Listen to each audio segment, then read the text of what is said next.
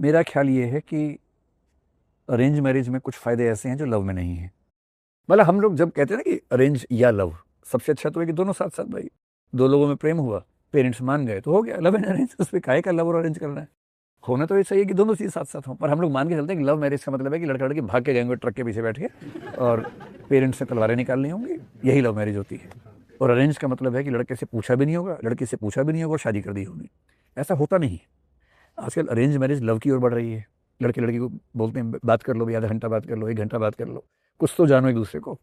और love marriage में पूरी कोशिश होती है कि पेरेंट्स को साथ में लेके दिल वाले दुल्हनिया टाइप से वैसे शादी हो जाए, कोशिश तो ये होती है। विकसित देशों में अरेंज मैरिज का मतलब कॉन्सेप्ट नहीं काम करता है। वहाँ लड़का लड़की खुद ही पसंद करते हैं। ये वहाँ अगर आप बोलेंगे कि मेरे फूफा जी ने पसंद की मेरी लड़की, तो वो लोग हंस के मर जाएंगे, समझ नहीं पाएंगे क्या हुआ है। क्योंकि जिनको साथ में रहना है वो मिले भी नहीं और शादी उनकी हो गई, ये नहीं समझ में आता उन लोगों को। तो नई जनरेशन आजकल भारत में भी ऐसी बात कर रही है। अरेंज मैरिज में फ़ायदा ये है कि आपको एक भरा पूरा सोशल स्ट्रक्चर मिल जाता है। आपके पेरेंट्स उनका दबाव काम करता है कि चीज़ें ठीक रहें। थोड़ा बहुत तनाव हो तो अलग नहीं हो गए, दबाव से बातचीत से चीज़ें ठीक हो जाती है। प्रेम विवाह में ये कि आप जानते हैं किसके साथ गए हैं, तो एक कंफर्ट लेवल ज़्यादा रहता है। विफल दोनों होते हैं, खूब होते हैं। अरेंज मैरिज की नहीं चल पाया, नहीं सहमति बन गई। अरेंज मैरिज में ये ज़रूर है कि तलाक कम, मतलब मेरे पास डेटा नहीं है पर मैं मान के चलूँ कि तलाक कम होते होंगे। पर तलाक कम होना मेरे हिसाब से कोई क्राइटेरिया है नहीं, क्योंकि ऐसी ज़िंदगियाँ ज़्यादा वहाँ पर हैं जहाँ तलाक हो जाना चाहिए था पर हो नहीं पा रहा है दबाव की वजह से।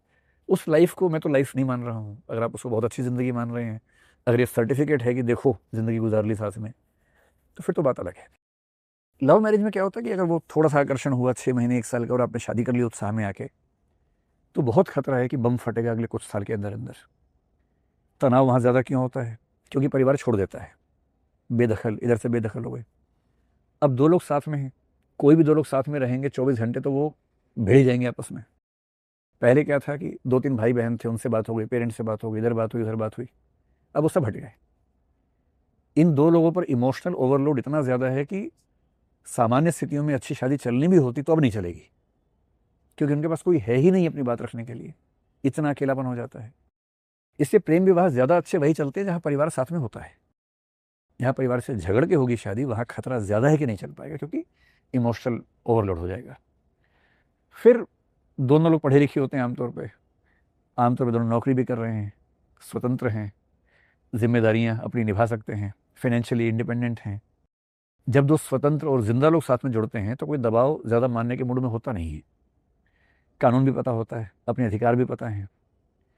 तो ऐसे दो लोग जो बराबर हैं, अधिकार पता है, अपना खर्चा उठा सकते हैं, किसी की धौंस क्यों सहेंगे? पेरेंट्स पहले ही दूर हो गए हैं, तो बहुत खतरा है कि साथ में नहीं चल पाएंगे। तो सबसे अच्छा ये है कि जिन दो लोगों में बहुत लंबा संबंध हो, 2 4 5 साल से जानते हों, ठहरा हुआ संबंध हो उछलने कूदने वाला संबंध नहीं, ठहरा हुआ संबंध हो सके तो पेरेंट्स की सहमति के साथ, मेरे ख्याल से वो विवाह सबसे अच्छा है। और अरेंज मैरिज जिसमें आप मिले ही नहीं है, वो तो एक मतलब गीटा से लूडो खेलने वाला मामला है कि 6 भी आ सकता है, 1 भी आ सकता है, चांस की बात है। 6 आ गया तो आप कहेंगे वाह क्या बात है, 1 आ गया तो आप चुप रहेंगे और क्या करेंगे, क्योंकि बहुत बोलने का स्कोप तो वहाँ पर है नहीं, चुपचाप झेल लेना पड़ता है फिर तो। और जब आप किससे पहले मिलते हैं तो 6 देख के ही मिलते हैं तो फिर वहाँ अगर बाकी चीज़ें ठीक हों तो बेहतर रहता है कि परिचय के बाद प्रेम हो, प्रेम के बाद विवाह हो।